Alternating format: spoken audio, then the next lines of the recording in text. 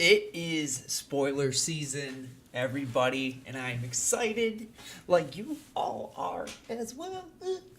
All right, I wanted to start looking at these and not make. I didn't want to wait to dive into these cards and kind of analyze them a bit with you guys until the whole set was out because one, that video would be way too long, and two, fuck that. I want to start looking at them right now.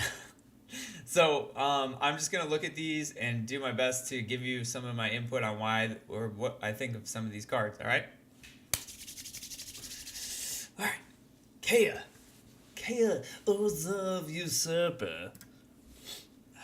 I never saw the last Kea card. She's down here. She's a ghost assassin. Seems fitting for. So she's a 3-drop. 3-drop walkers are often. They have a lot of potential because that's a really early time to start generating advantage with a walker if you can afford to stick it. Her uptick is exile 2 target creatures from a single graveyard. You gain 2 life if at least one creature card was exiled this way. That's very specific. That's really specific.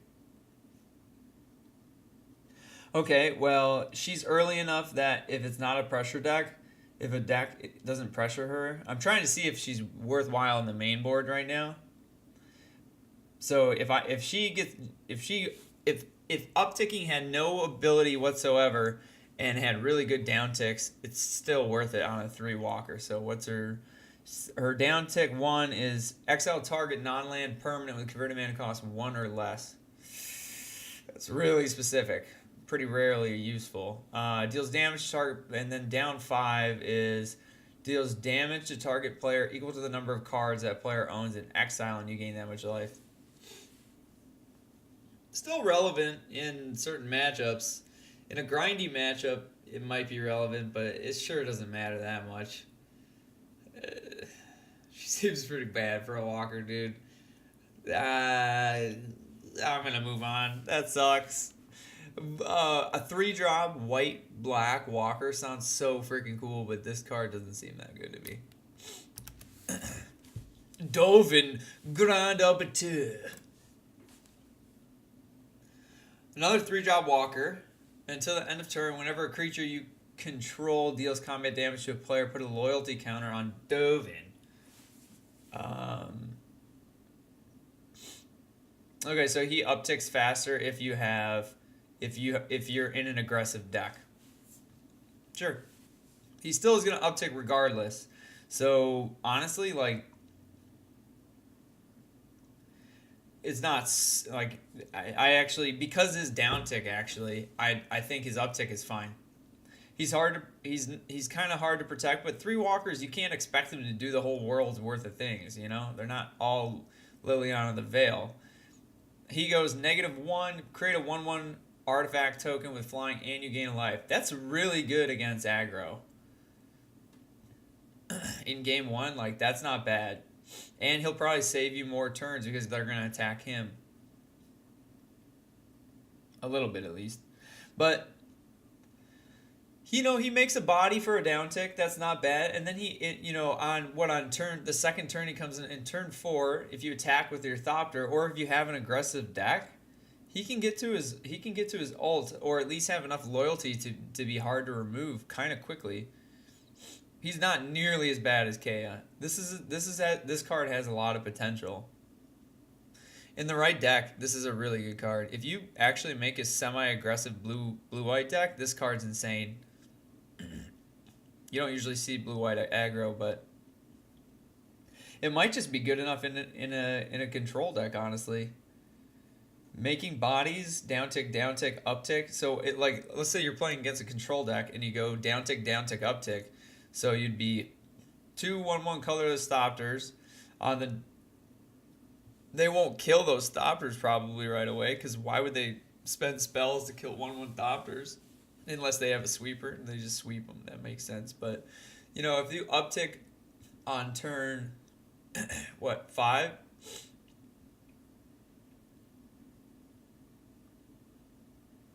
If you uptick on turn 5, it gets 6 counters and it goes all the way back up to.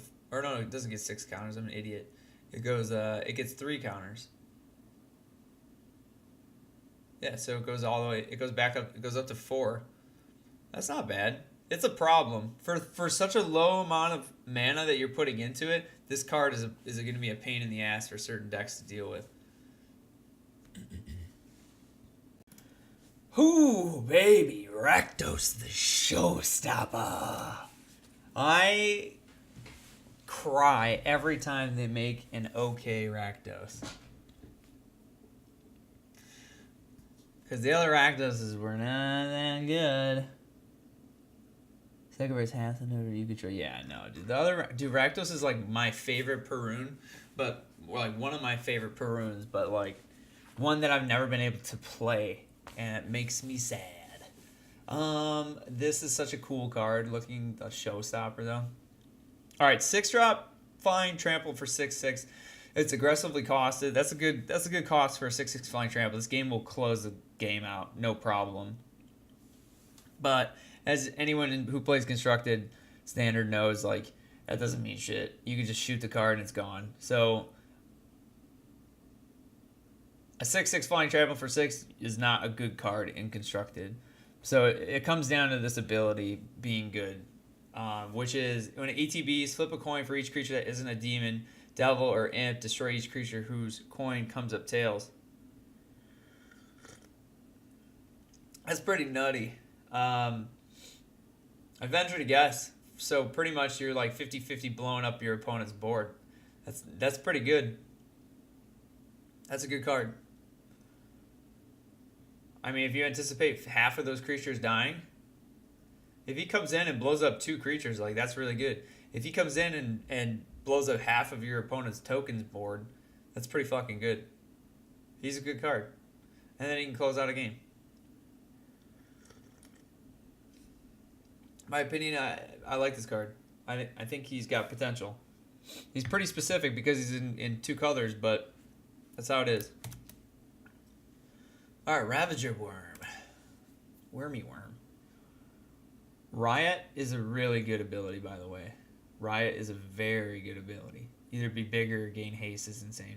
So when he ETBs, you either fights a creature or he pops a land. Second one, not as relevant. The fighting is pretty relevant. The haste is really relevant. So he comes in, haste, eats a creature, and attacks. That seems pretty good for 6 mana.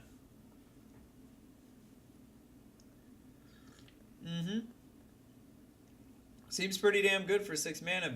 He's gonna be a 4 of in any creature like red green stompy deck. If you're ramping, you want to. Anytime you get a creature that has haste, is aggressive, and can gain you a card in this form by fighting. But one thing to think about is that when you fight a creature, you're going to hurt this card. So its haste is not going to be as relevant if you're going to choose to fight with it. Because like if he's got some creatures, he might be able to if you eat a 3/3 and then all of a sudden he can block with a 2/2 and trade if you're hasting. So think about that. It's relevant. Interesting though. It's a good card. Good 6-drop. Hydroid Krasis. When you cast a spell, you gain half X life and draw half X cards. Round down each time. Usually X cards are bad. They take too much to get too little out of. It is flying and trample, and it enters the battlefield with X1 counters on it. This is a hard one to judge. It's kind of a hard one to judge. It's a body, but it's on the cast. Nah, this is a good card. So at 4 mana, it's a 2/2. You draw 1, you draw 1, you gain 1. That's kind of mediocre. That's not going to change your game very much for 4 mana. But it does cantrip itself, and it's a body. So the only time you'd be playing it for that reason is if you're playing against aggro and you need a body now, like to block. Otherwise, this seems like it's going to be a 6-drop most of the time, which would put it at a 4/4 flying trample, where you gain 2 life, draw 2 cards. That seems pretty good. But what makes this card really good is just that it scales like a motherfucker. If you top deck this card late in the game, it's a great top deck. You can't. The counter spells don't work against this card's cast effect. So you can counter spell the body, but you can't counter spell the gain half X, draw half X. That doesn't work. It's a good card. It also can close out a game. It flies. This card's a pain in the ass. You're gonna see this card, but again, these are very specific colors. So if there's not a deck to befit it, it won't be played. Seraph of the Scales. Gains Vigilance, gains Death Touch, Flying, 4/3, Afterlife 2. When this creature dies, create 2/1/1s. Spirit Tokens is flying. So something to think about when you look at this card is like if it dies, you're talking about like 6 total powers, 5 total toughness for with flying for 4 mana. That's not bad. The only reason I don't think this is that good of a card is because of how many exile effects are in standard right now. Between Lava Coil, Veracity Contempt, Prison cards, shit like that, like this card isn't going to die that much. So maybe after rotation, but I don't like this card. If it was a 3/4, I would like it because it could get out of reach out of some kill spells, but like that would give it a little more resilience.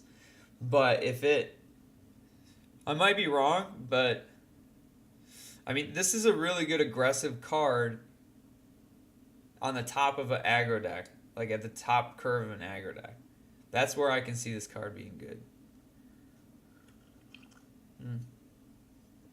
So this one's we'll see.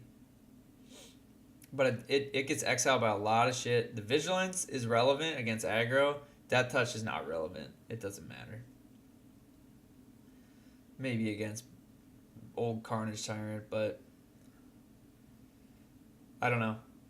This one's really depends on the meta, or it really depends on the decks that exist in black and white.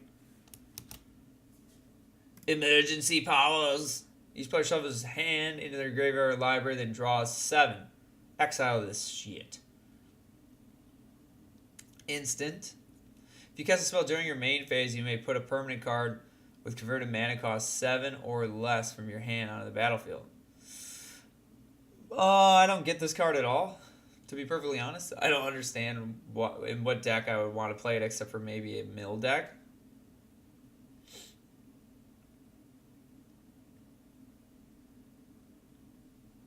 I mean, it's good, but like, here's the thing. If I'm playing this card in control, there's 2 things I don't really want to let my opponent do, and that's draw cards, even though I want to draw cards. And what kind of converted mana costs 7 or less from my hand am I putting on the battlefield other than a Planeswalker? And if I'm control, I probably already got a Planeswalker down if I'm by turn 7, like that's the latest I'd hope to stick a Walker, but whatever. I just don't like this card. I don't think it's very good.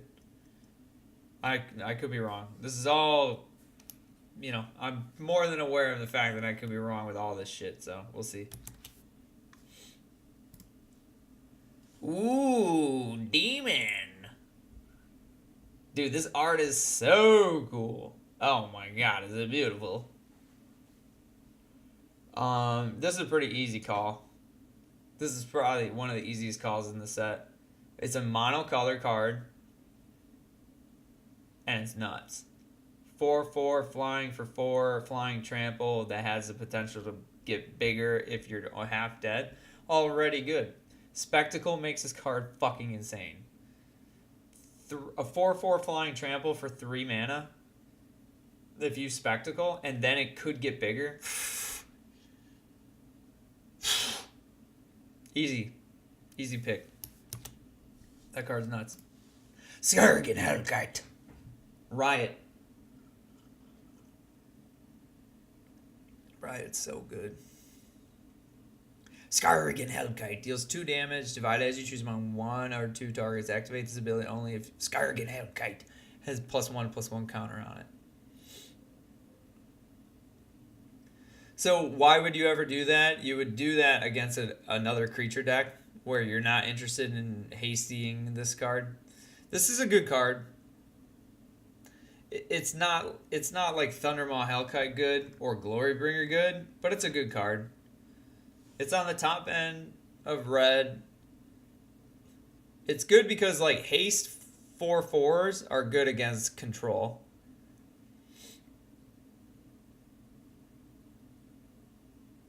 But it has no ETB effects.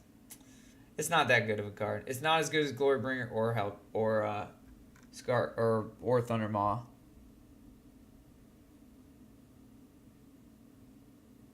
But it's still relevant. That ability costs a lot of mana to do, and you only get 2 damage out of it. Glorybringer could pop any creature. Thundermaw Hellkite was a 5/5 flying haste. That's a big difference. That's a huge difference. And would tap down your opponent's board. That card is nuts. This is not nearly as good as Glorybringer. It's not as good as Glorybringer, nowhere near as good as Thundermaw Hellkite.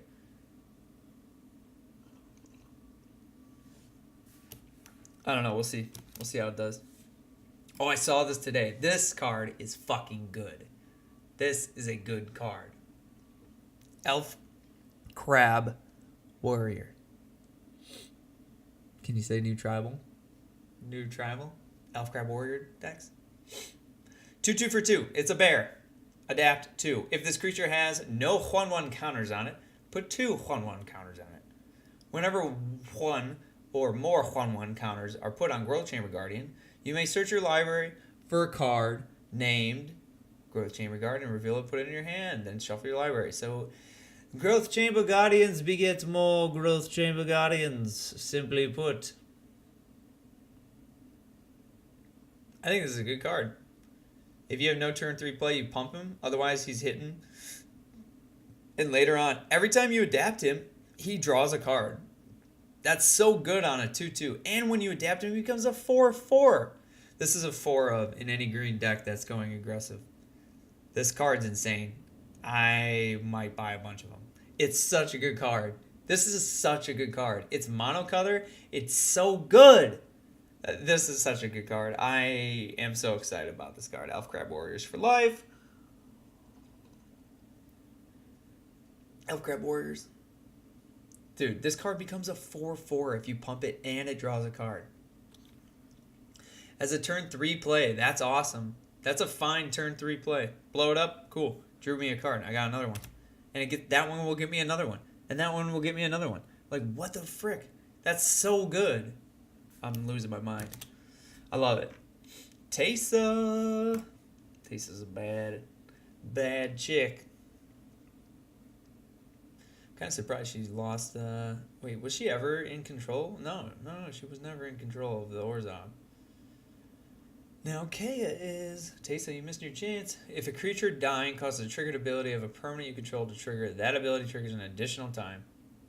Interesting. Creature tokens you control have vigilance and lifelink. Wow.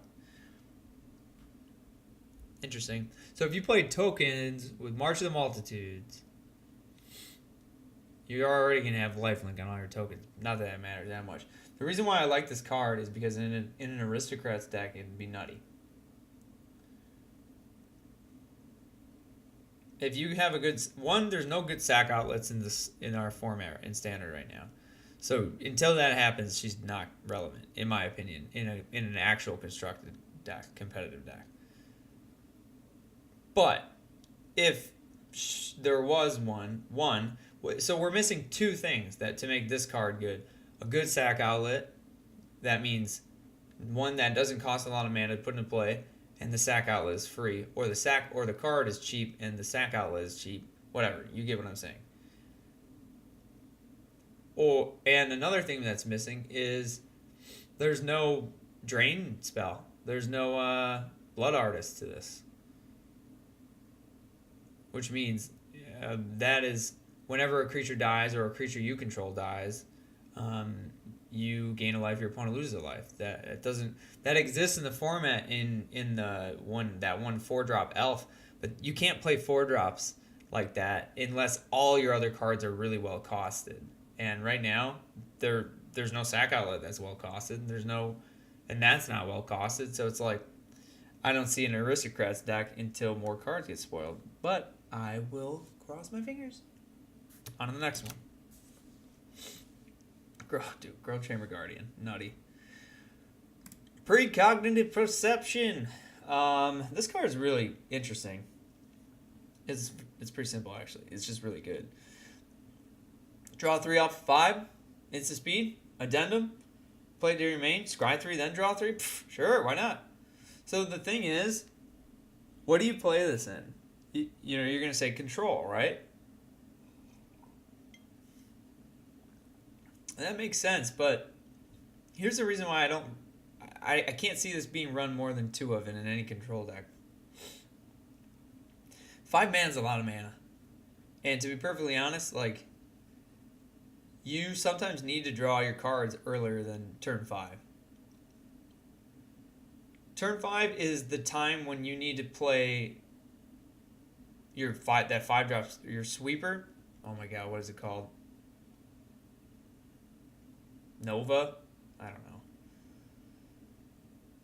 Your sweepers. You need to get there before turn 5. So you can't have a precognitive perception and opt in your hand and then 3 lands and be like, oh, they're playing red deck wins and I got to get to my sweeper on time. And then you're like, I just need to draw some cards to get there. Oh, wait. I have precognitive perception in my hand. This card's nuts against another control deck, in my opinion. Because if you can draw 3 cards for 1 card, that's nuts.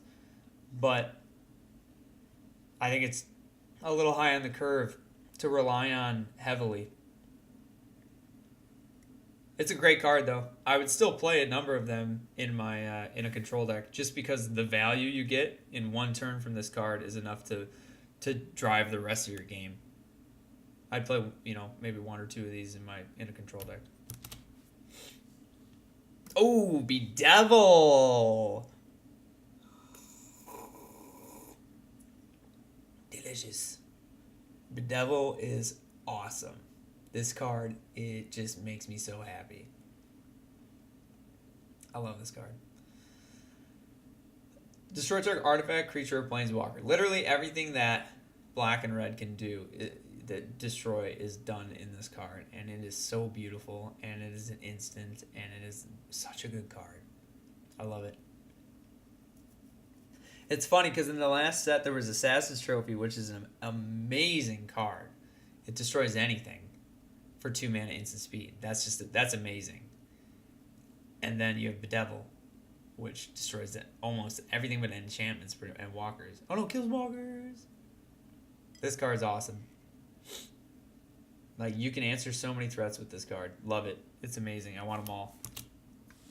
Gruul Spellbreaker. I love this art. It's cool. He is 3 mana. Riot. Already love it. Trample. 3/3. 3/3 trample for 3. Already aggressively costed. And he has Riot. So he's either a 3/3 trample haste for 3. This is before his even understanding his ability. Or he's a 4/4 trample for 3. Either way, he's fantastic. Those are both awesome. 3/3 trample for 3, or 3/3 trample haste for 3, 4/4 trample for 3. As long as your turn, you and Gruul Spellbreaker have hexproof. Fantastic. That's so good against control too. This card is amazing, actually. This card is really good. I love it. This is a really good card. Because against an aggro deck, you can make a 4/4 for 3. Deal with it. You got Lava Coil? No? Okay. Well, then you can't get through. That's like, turn 3 is early as hell to be putting down a card that's 4/4. That's nuts. And if you're playing against control, it says play your removal spell on your main phase. And now you're going to have tapped mana that I can play around your next counter, or your counter spell on my next turn.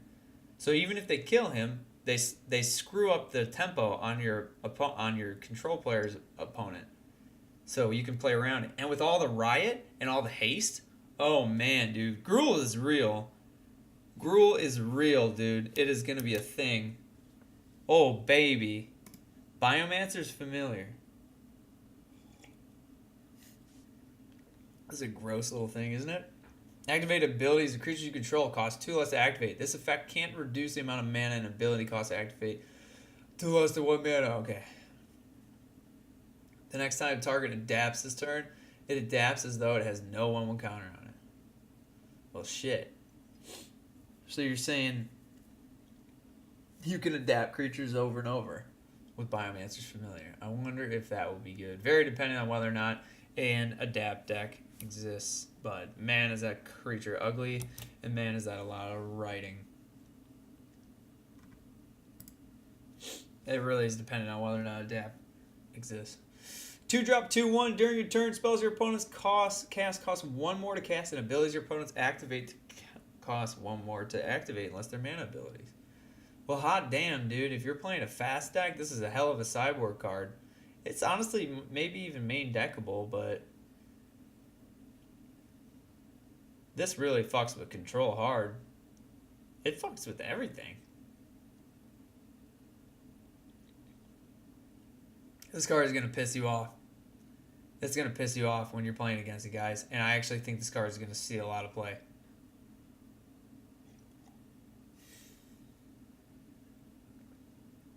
Because it takes 2-drop count removal and it makes it 3-drop removal.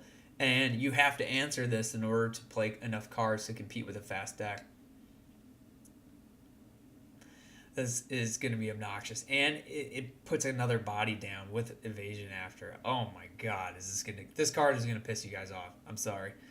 It's going to drive me crazy and it's going to drive you crazy. During your turn. All right, I fucked up. During your turn. Alright, that's a game changer. Not nearly as good as I thought. Throw it out the window. Rip this card up when you get it in a booster pack.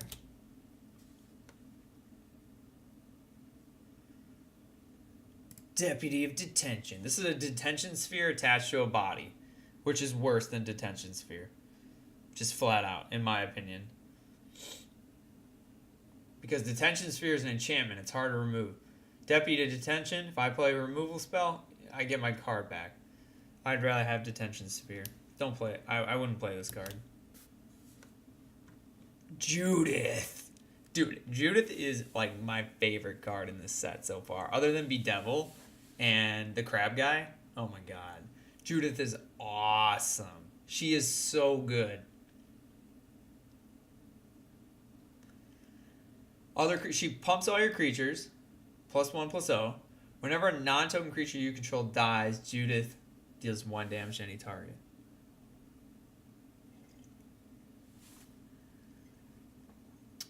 That's awesome. It's too bad it's non-token. They intentionally did that. But in an aggro deck, that's really powerful. That's really powerful. It makes sweepers really hard to play. This card's really good. Red-black aggro, watch out. You're going to die to it. Being able to dump a bunch of creatures down, and then it's obnoxious. This card's obnoxious. It's going to drive you nuts if you're playing a control deck against a black-red aggro. Balrak, Clan Crusher. Remove a 1/1 counter from creature you control. Does 2 damage to any target. Whatever. Doesn't matter. Zagana! Dude, I miss the old Prime speaker. This art is not nearly as good as the last one. Enters battlefield. If you control another creature with a 1/1 counter on it, draw a card.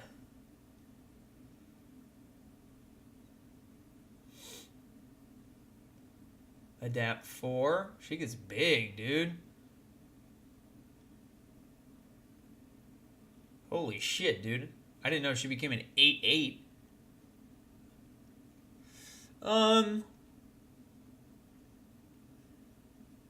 She might actually be good. It depends on if an adapt deck exists, like I said.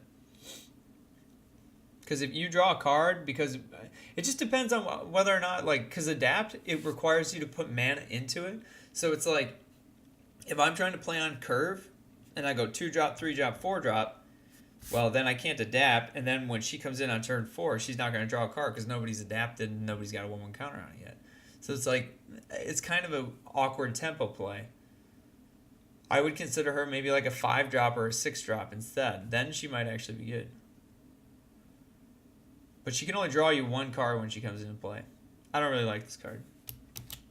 I don't think she's very good. Mortify's sexy, but there's really good removal now, so. Absorb is great, another counter spell. We've seen this card before, I think, right? It's like Render Silent. No, it's not. It's like, where is it? There's one ages ago. There's another card. Whatever. It's just a counter spell. It's a good counter spell, though. It's really good against aggro. It makes your counters better against aggro. When Rixmati enters the battlefield, discard a card, then draw a card. If Rixmati... Which, actually, something to say about Absorb really quick is that Absorb is really good because of the fact that it makes your counterspells good against aggro. Counterspells are often not good against aggro because of the fact that you... especially if you're on the draw, you're too slow to respond with counterspells. And even if you play them, they don't matter because they already got creatures on the board and they're hitting you. So not only do you get a 1-for-1 and remove their most recent threat that they cast, but you also help negate some of the tempo on the board with the life gain, which is fantastic because counterspells are already good against control. You want to draw as many counterspells as you can against control. So the fact that Absorb is counters are already innately good against control, but this one makes it good against aggro and control because of the life gain, the ability to negate some of the tempo that aggro gets against you early in the game. That's a really good counter. That's really relevant for control decks. So, you heard my opinion on that. Okay, Rixmati Reveler. When he enters the battlefield, discard a card, then draw a card. If Reveler's Spectacle cost was paid, instead discard your hand, then draw 3 cards. Spectacle is if you hit them. Okay, so he's a 2/2 that loots. If he is Spectacle, you discard your hand, then you draw 3 cards. That's not bad. I don't know. Maybe it's good. Spectacle is only 4. So it's like it's good because you can refill your hand. If you emptied your hand, he comes in and refills your hand if you hit with it. So I don't know. Might be good, might not. Probably not that good, to be perfectly honest. I'm not gonna get into the comments unless they're nutty. Simic Ascendancy. Put a 1/1 counter on target creature. Whenever a creature with 1 or more 1/1 counters on it, whenever one or more 1/1 counters are put on a creature you control, put that many growth counters on Simic Ascendancy. At the beginning of upkeep, if it has 20 or more growth counters, you win the game. I don't like deck cards like this. Personally, I know some of you weirdos out there do. You're not weirdos. I'm a spike at heart, so it's like I want to play good decks that kill my opponents as quickly as possible. I don't want to see cutesy shit happen on my board. This is a cutesy shit card to me, and I don't want to. I'm not into it. But I can understand you memers out there liking this card. So this would be a fun one for EDH too. Ooh, old Lavinia! Look at how far you've gone down into the alleys of Ravnica. I told Jace that Ravnica would fall apart if he didn't take his responsibilities seriously. I didn't want to be right. Sounds like a total buzzkill. Each opponent can't cast non-creature spells with converted mana costs greater than the number of lands that player controls. How does that make any sense? It's for, like, ramp. Whenever an opponent casts a spell, if no mana is supposed to count as well. Okay. I don't get it. It's not relevant in standard, I'll tell you that. Just 2 hit target opponent, 2 damage up to 1 target creature or planeswalker. Nah. What does this flippy flip do? Top 5 cards of your library. You may reveal a creature card, put it into your hand, put the rest in the bottom. Nope. Ooh, incongruity. Exile target creature, and they get a 3/3 lizard frog. That's not bad. Not bad at uncommon. I don't know if it'll be like, played. If you have an adapt deck, it might get played because it's like one of their main ways to actually address threats. If you have a blue aggro deck, like you'll see those, what are the frog ones? The cards that turn creatures into frogs and stuff. Like that shit'll always be around. This is new. Tap creature, draw a card, create 2 1/1 colorless Thopters. Flying, then you gain 1 life for each creature you control. Whatever. It seems good, but it's like, I don't know. It's a good sideboard card against aggro, that's for sure. What else we got? Commons. This is a good common I noticed. Draw a card, put a land from your hand on the battlefield, instant speed. That's a really good card, actually.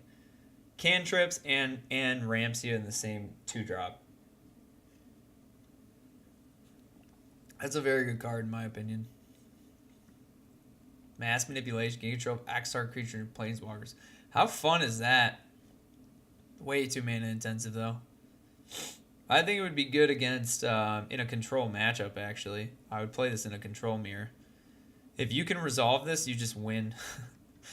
The Haunt of High Tower. Flying lifelink, 3/3 for 6. Mediocre. Let's see if his abilities make him better. Whenever the Haunt of High Tower attacks defending player discards a card. That's okay. Whenever a card is put in an opponent's graveyard from anywhere, put a 1/1 counter on it. This is not a good mythic at all. 6 drops that just die and don't really have any impact on the board when they come into play are bad. Period. Why is this a mythic? I don't know. It doesn't seem very good to me.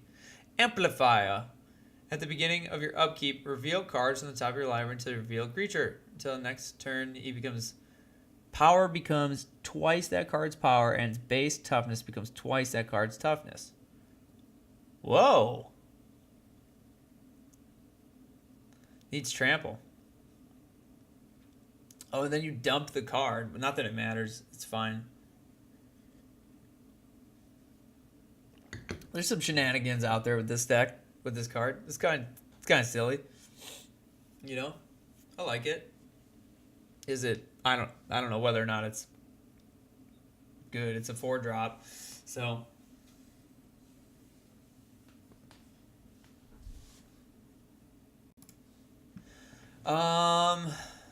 Sphinx of the Foresight. You may reveal this card from your opening hand. If you do, scry 3 at the beginning of your first upkeep. At the beginning of your upkeep, scry 1. Seems good. Do I play 4 in a control deck? I don't know. I actually like this card a more aggressive build, to be perfectly honest. Topping out on a 4/4 flying that does this and giving you the ability to scry, like, I would rather want this in an aggressive deck. In control, it's like, how many? And I can be wrong. Like, this card would really help a control deck at the beginning of the game. Clearly, Scry 3 is really relevant, but it's like at the same time, it's like, we've been playing control decks for ages where we don't get to Scry 3 at the beginning of our upkeep, and we do fine most of the time. Do you really think this card is going to change a control deck to really break it out of the, be nuts? If you're on the play and you don't know what you're playing against, that scry is not relevant because you have no fucking clue what you're playing against, especially in those stupid best of 1 formats.